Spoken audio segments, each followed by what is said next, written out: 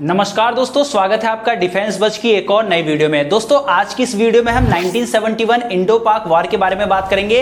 इसके साथ ही मैं आज की इस वीडियो में उस समय की कुछ रियल फुटेज और क्लिप्स भी आपके लिए लेकर आया हूं, जो कि बहुत ही रेयरली देखने को मिलती है। इसके साथ ही जो 1971 में पाकिस्तान के 93,000 सैनिकों ने सरेंडर किया था, उस पर इंटरनेशनल मीडिया ने जो भी कवरेज की थी और उनकी जो भी हेडलाइंस वगैरह थी, वो भी मैं आज की इस वीडियो में आपको दिखाऊंगा। दोस्तों मैंने इन क्लिप्स को और फुटेज को काफी मेहनत से, काफी सर्च करने के बाद आपके लिए लेकर आया हूं। बस आपसे एक रिक्वेस्ट है कि इस वीडियो को स्किप मत कीजिएगा, एंड तक जरूर देखिएगा, क्योंकि मैंने इसको आगे एज ए डॉक्यूमेंट्री प्रेजेंट किया है और अगर आप इसको स्किप करेंगे तो आपको कुछ भी समझ में नहीं आने वाला।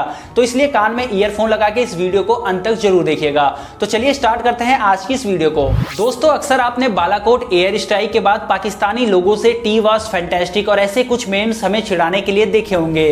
वो अलग बात है कि हमारे पायलट ने उनके F-16 को मारकर एक दिन के अंदर ही वापस छूट के आ गया था। खैर मैं उस टॉपिक के ऊपर आज बात नहीं करूंगा, क्योंकि बालाकोट एयर स्ट्राइक की सच्चाई के ऊपर मैं ऑलरेडी वीडियो बना चुका हूं। दरअसल मैंने इस टॉपिक को इसलिए उठाया है कि 1971 में भी ऐसा ही कुछ वाकया हुआ था, जब पाकिस्तान के सरेंडर किए गए 93,000 सैनिकों को भारत ने लंच कराया था। यकीनन दोस्तों आपको इस वाकये के बारे में नहीं पता होगा, लेकिन मैं उसकी फोटोज भी दिखाऊंगा। लेकिन अभी के लिए चलते हैं स्क्रीन पर और देखते हैं कि भारत ने कैसे 1971 में पाकिस्तान के दो टुकड़े किए थे।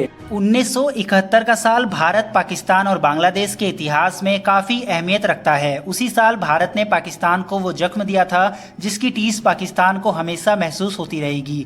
बांग्लादेश की बात करें तो यह वही साल था जब दुनिया के नक्शे पर बांग्लादेश एक स्वतंत्र देश के रूप में उभरा।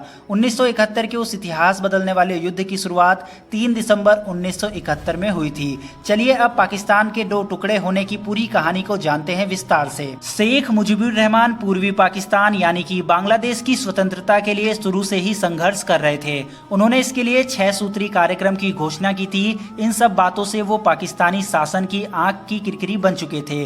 साथ ही कुछ अन्य बंगाली नेता भी पाकिस्तान के निशाने पर थे। उनके दमन के लिए और बगावत की आवाज को हमेशा से दबाने के मकसद से शेख मुजीबुर रहमान और अन्य बंगाली नेताओं पर अलगाववादी आंदोलन के खिलाफ मुकदमा चलाया गया। लेकिन पाकिस्तान की यह चाल खुद उस पर ही भारी पड़ गई। मुजीबुर रहमान इससे पूर्वी पाकिस्तान के लोगों की नज़र में हीरो बन गए और इससे पाकिस्तान बैकफुट पर आ गया और मुजीबुर रहमान के खिलाफ षड्यंत्र के केस को वापस ले लिया गया। पाकिस्तान में 1970 का चुनाव बांग्लादेश के अस्तित्व के लिए काफी अहम साबित हुआ। इस चुनाव में मुजीबुर रहमान की पार्टी पूर्वी पाकिस्तानी अवामी लीग ने जबरदस्त जीत हासिल की।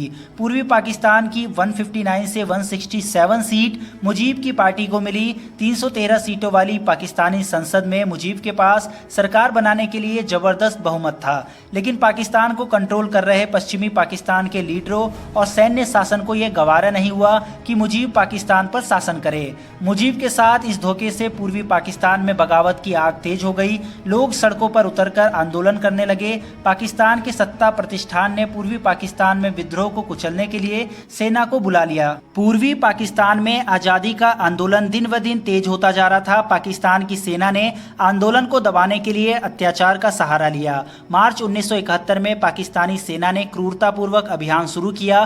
पूर्वी बंगाल में बड़े पैमाने पर अत्याचार किए गए। मुजीब को गिरफ्तार कर लिया गया। गिरफ्तारी और टॉर्चर से बचने के लिए बड़ी संख्या में अवामी लीग के सदस्य भागकर भारत आ गए। शुरू में पाकिस्तानी सेना की 4 इन्फेंट्री ब्रिगेड अभियान में शामिल थी, लेकिन बाद में उसकी संख्या बढ़ती चली गई। भारत में शरणार्थी संकट बढ़ने लगा। 1 साल से भी कम समय में बांग्लादेश से करीब 1 करोड़ शरणार्थियों ने भागकर भारत के पश्चिम बंगाल में शरण ली और इससे भारत पर पाकिस्तान के खिलाफ कार्रवाई करने का दबाव बढ़ गया। माना जाता है कि मार्च 1971 के अंत में भारत सरकार ने मुक्ति वाहिनी की मदद करने का फैसला लिया। मुक्ति वाहिनी दरअसल पाकिस्तान से बांग्लादेश को आजाद कराने वाली पूर्वी पाकिस्तान की सेना थी। मुक्ति वाहिनी में पूर्वी पाकिस्तान के सैनिक और हजारों नागरिक शामिल थे। 31 मार्च 1971 को इंदिरा गांधी ने भारतीय संसद में भाषण देते हुए पूर्वी बंगाल के लोगों की मदद करने की बात कही थी। 29 जुलाई 1971 को भारतीय संसद में सार्वजनिक रूप से पूर्वी बंगाल के लड़कों की मदद करने की घोषणा की गई। भारतीय सेना ने अपनी तरफ से तैयारी शुरू कर दी। इस तैयारी में मुक्ति वाहिनी के लड़कों को परीक्षण देना भी शामिल था। अक्टूबर और नवंबर 1971 के महीने में भारत की तत्कालीन प्रधानमंत्री इंदिरा गांधी और उनके सलाहकारों ने यूरोप और अमेरिका का दौरा किया। उन्होंने दुनिया के लीडरों के सामने भारत के नजरिए को रखा, लेकिन इंदिरा गांधी और अमेरिका के तत्कालीन राष्ट्रपति रिचर्ड निक्सन के बीच बातचीत किसी भी नतीजे पर नहीं पहुंची। निक्सन ने मुजीबुर रहमान की रिहाई के लिए कुछ भी करने से हाथ खड़ा कर दिया। निक्सन चाहते थे कि पश्चिमी पाकिस्तान की सैन्य सरकार को 2 साल का समय दिया जाए। दूसरी ओर इंदिरा गांधी का कहना था कि पाकिस्तान में स्थिति काफ़ी ज़्यादा खराब है, यह स्थिति तब तक सही नहीं हो सकती जब तक मुजीबुर रहमान को रिहा ना किया जाए और पूर्वी पाकिस्तान के निर्वाचित नेताओं से बातचीत ना शुरू की जाए। उन्होंने निक्सन से यह भी कहा कि अगर पाकिस्तान ने सीमा पार भारत में उकसावे की कार्रवाई जारी रखी तो भारत बदले की कार्रवाई करने से पीछे नहीं हटेगा। पूर्वी पाकिस्तान में संकट विस्फोटक स्थिति तक जा पहुंचा। पश्चिमी पाकिस्तान में बड़े बड़े मार्च हुए और भारत के खिलाफ सैन्य कार्रवाई की मांग तेज हो गई। दूसरी तरफ भारतीय सैनिक पूर्वी पाकिस्तान की सीमा पर चौकसी बरते हुए थे और 23 नवंबर 1971 को पाकिस्तान के राष्ट्रपति याहिया खान ने पाकिस्तानियों से युद्ध के लिए तैयार रहने को कहा।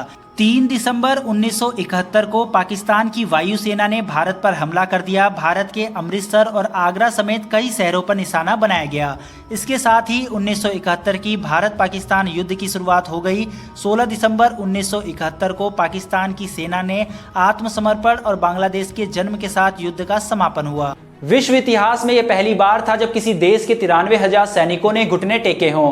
पाकिस्तान के सैनिकों ने भारत के सामने अपने हथियार नीचे रख दिए और यह दिन पाकिस्तान की सेना के लिए और पाकिस्तान के लिए ऐसी कालिक पोत गया जिसे पाकिस्तान के लिए छुड़ाना नामुमकिन है। पाकिस्तान के आत्मसमर्पण का यह पार्ट फर्स्ट था। अगर दोस्तों आपने पार्ट सेकंड के लिए हमें कमेंट किया और बालाकोट स्ट्राइक की सच्चाई वाली वीडियो पे आपने 2500 से ज्यादा लाइक दिए और अगर आपने इस वीडियो पे 1000 लाइक भी दिए तो मैं इसका सेकंड पार्ट जरूर बनाऊंगा और उसमें मैं कुछ बेहद ही रोचक किस्से भी आपको बताऊंगा 1971 वॉर के। तो दोस्तों इस वीडियो में फिलहाल इतना ही, फिर मिलेंगे डिफेंस से जुड़ी एक और नई वीडियो के साथ। धन्यवाद, जय हिंद।